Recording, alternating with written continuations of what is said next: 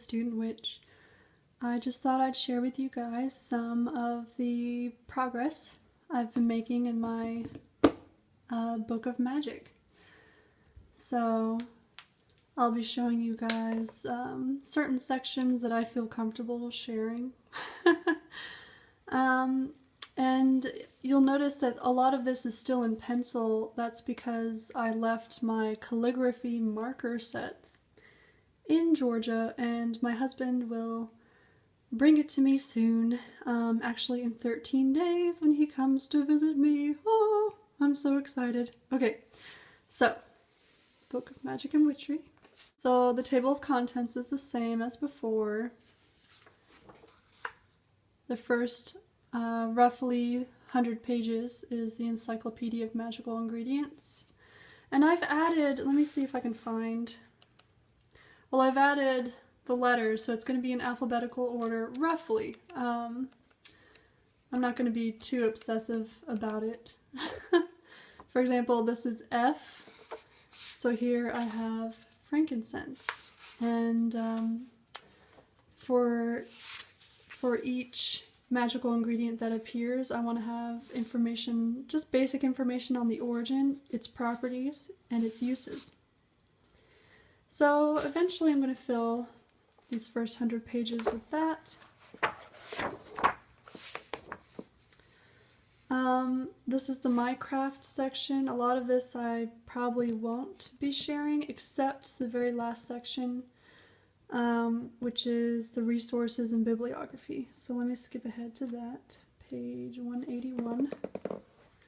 So basically my resources and bibliography I'm going to organize by geographical region, and then by the historical period. So, and I start off with the geographical regions that I resonate the most with because of my ancestry, because of my academic work, because of my personal history, and because of the cultural influences in which I was raised. For example, in this first section on the West, or Europe, I'm going to have a section about Christianity, Christian Gnosticism, because even though I'm not Christian anymore, I was raised Roman Catholic, and since I live in the United States, Christianity just permeates everything. So anyway, so history of magic and occultism in the West, this means Europe, principally. So pre-Christian and ancient Europe, and I'm just going to list books and articles. Anything I read that I would want, or that I would recommend to someone else. And it's probably going to be in MLA format because I'm a huge nerd. And also, in my academic work, MLA is the principal citation format. Anyway, I'm nerding out. So from pre-Christian and ancient Europe, we go to medieval Europe. So this space is for medieval Europe. And then we go to early modern and colonial Europe. I put those two together. And I'm not talking about colonies within Europe. I'm talking about Europe as a colonizing force. So the early modern period, or the Renaissance, would be, 14th, 15th, 16th centuries. And that's when, the colonization of the Americas started. That's when the slave trade started. So yeah. So that's this page, and then the next page is contemporary Europe. So in this section, this is where, if I read about the history of Wicca, for example, or if I read about alternative spiritualities of the 19th century, like spiritualism or something, that's going to go in here. So 19th, 20th, 21st century, I would put in this section. And then the next geographical region is North America, ancient and pre-colonial North America. So if I get interested in ancient Mayan deities or something, I would put it here.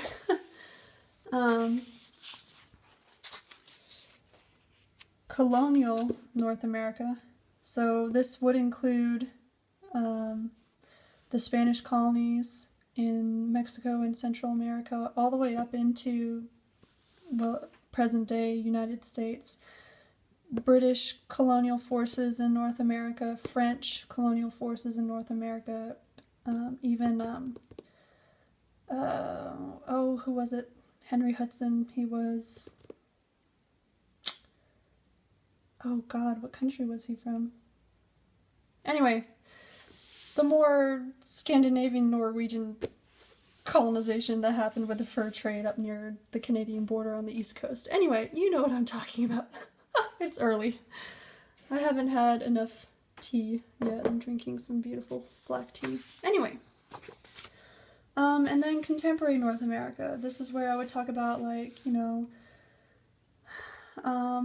hoodoo and root work and conjure. Some of the magical practices that are native, even though I hate using that word, but they came out of the specific historical and cultural context of North America. Let's just say that.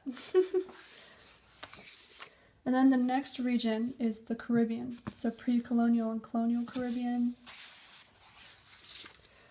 And contemporary Caribbean. So this is where, between these two sections, pre-colonial, colonial, and contemporary, I would talk about Santeria. I would talk about Haitian voodoo. I would talk about the history of colonial Haiti, the French colonies in the Caribbean, the Dutch. That's it. Henry Hudson was Dutch. That's the word I was missing. Oh man, I sound ignorant. Anyway, the Dutch colonies in the Caribbean, the Spanish colonies in the Caribbean, and the very unique, powerful cultural mixing that happened there. And then Latin America, pre-colonial and colonial Latin America, and contemporary Latin America. And then the last 2 pages, and it's really unfortunate that I started running out of room because I'm at 199, and on page 201, that's when the next chapter on kitchen witchery and home remedies starts. So unfortunately, Africa and the Maghreb, which is the North Africa, Maghreb, literally I think comes from the Arabic word to refer to the sunset. So it's, the Maghreb is like the Western Islamic world. So Morocco, Algeria, you know, those countries in North Africa. Anyway, so Africa and the Maghreb, because I didn't want to leave out things like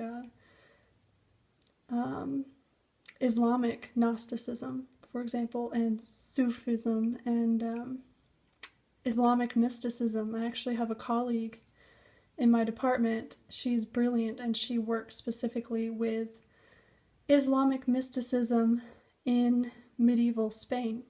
That's fucking badass. Anyway, so I'll be picking her brain, learning a little bit more about that. And then Asia and the Middle East. So the Middle East would be like Iraq, Iran, well, present day, that area. And then Asia, you know, Southeast Asia, China, India, Japan, the Philippines, all that.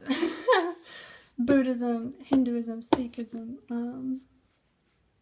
you know, things that I'm very ignorant about, and I'm ashamed of that. Anyway, so that's how I'm organizing my bibliography.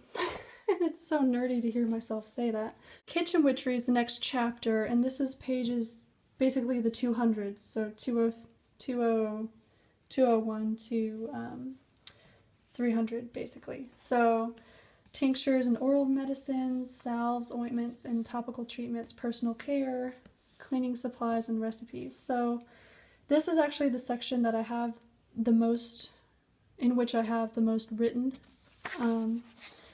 So my first section is oral medicine, like homemade oral medicine, like tinctures and infusions or teas. So I just have a basic description. I'm so proud of myself for writing in cursive. So in this first 20 pages about oral medicine and tinctures, teas, and infusions, the first chunk is about cold and flu season. Because that, you know, I, knock on wood, I'm knocking on my head right now, I'm fairly blessed with good health so far. So, the most annoying health problem I might have is getting sick, like getting a cold or having the flu. So I have my recipe for fire cider. I have my recipe for a throat rescue honey infusion that I put in my tea every once in a while. I have a recipe for thyme tea because thyme is supposed to be really good for coughs. I have a recipe for a flaxseed cough syrup that my husband tried out and he says it works. And using steam and essential oil to kind of open up your sinus passages. So, and then I'm going to have, once I do more research, teas and tinctures for reproductive health, because that's very important if you want to make babies, which in a few years I might decide to do with my husband.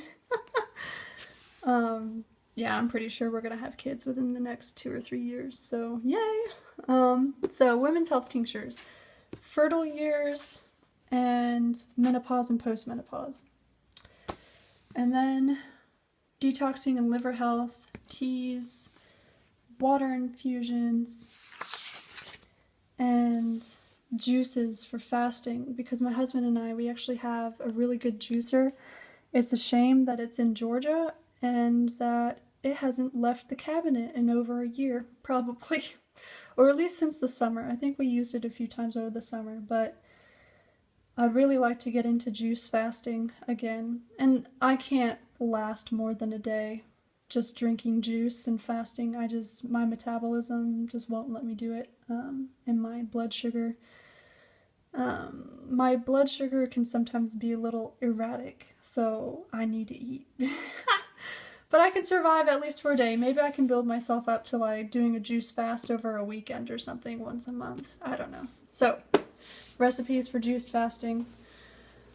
Sleep, stress, and anxiety management. Sleepy time tinctures, sleepy time teas, teas for stress and anxiety. Using marijuana for sleep, stress, and anxiety. And then urinary tract and kidney health, since I do have a history of UTIs, and I've even had one kidney infection that landed me in the emergency room overnight last year. That was not fun. Most painful thing I've ever experienced in my life. And then heart and circulatory health, skin, hair, and nail health, salves, ointments, and so this is now the new 20-page section on topical treatments, basically. For salves, ointments, and creams, I have something for dermatitis. My husband has contact dermatitis. He has very sensitive skin on his hands. So I made him a salve for that, and he loves it. Basically with sweet almond oil infused with chamomile and calendula, with a few drops of chamomile essential oil added to it, mixed with beeswax. That does wonders for his skin when he has a breakout on his hands. Insect repellent salve, muscle and joint salves and compresses. And this is specifically for pregnancy. My friend who's pregnant, actually, her baby is due any moment now. I think it's going to come out next week because it's her first child, and even though the due date was yesterday, sometimes the first kid doesn't want to get out, you know. So anyway, so skin and body cream for a growing belly. I made her some of that, so she told me it's amazing. She loves it, and it even helps her. She feels that it has a massaging effect on her. So far, I like the recipe for that, so I'm going to transfer it from my working notebook to here. I might do that after I make this video. Nipple cream for breastfeeding. She's going to let me know how that one works because I already have some made up and I already sent it to her, so if it works out I'll go ahead and put it down here. And then diaper rash, baby butt balm. I made some for her as well. She's going to let me know how it works. And then poultices and topical first aid. Headaches and migraines. I tend to have a lot of sinus pressure headaches every time the weather changes. I feel it in my head, especially behind my eyes. And if I'm stressed out, then those turn into migraines. Hooray! So here on this page, I'm just going to write down any tricks of the trade for alleviating that kind of pain. Bath and foot salts for relaxation and sore muscles. So I already made a bath salt. I love it. I just haven't written it down in here yet. I have it in my other working notebook. Easing menstrual symptoms. So here I'm going to talk about menstrual, like some heating pads or compresses, or even yoga poses that you can do that really help kind of if you get lower back pain like I do. It really helps your back and helps things flow. Here we go. Rituals, altars. Rituals, just in general, the purposes of rituals, ancestors and deities. And then this section is about the cycles of the sun, so the solstices and the equinoxes, which are my main rituals. I don't really follow exactly the Wiccan wheel of the year, but I do the solstices and the equinoxes. Rituals and activities for the moon cycles, the different types of altars, and then a section about deities and mythologies. So on this page I'm just going to talk about the purposes of rituals and what I think about them, how I connect with them in general. And then the first section is Samhain, so rituals for ancestors and death. And then rituals for gratitude, so that's going to include Thanksgiving. Thanksgiving is one of my favorite holidays, so I can't help but transfer that secular holiday into my spiritual practice. Rituals for connecting with deities and spirits, so a lot of these pages are still blank because I just don't have enough experience with them yet. And then these 20 pages are rituals of the sun, the solstices and the equinoxes. So I have a page just dedicated to the equinoxes in general, and then I break it down to the autumn equinox, its spiritual significance, the symbols and tools of autumn and the harvest, and then activities and rituals for the autumn equinox. And then the spring equinox, the same. Spiritual significance, symbols and tools, activities, and rituals for spring. And I do the same for the solstices. Both the winter solstice and the summer solstice. So yeah, so most of my progress in my Book of Shadows or Grimoire, whatever, it's mostly been just putting in the skeleton of the book, putting in the sections and the titles and the page numbers and making sure that I have everything covered. So yeah, this has been a 20-minute video. Thanks for watching. I'll keep you guys updated with my progress.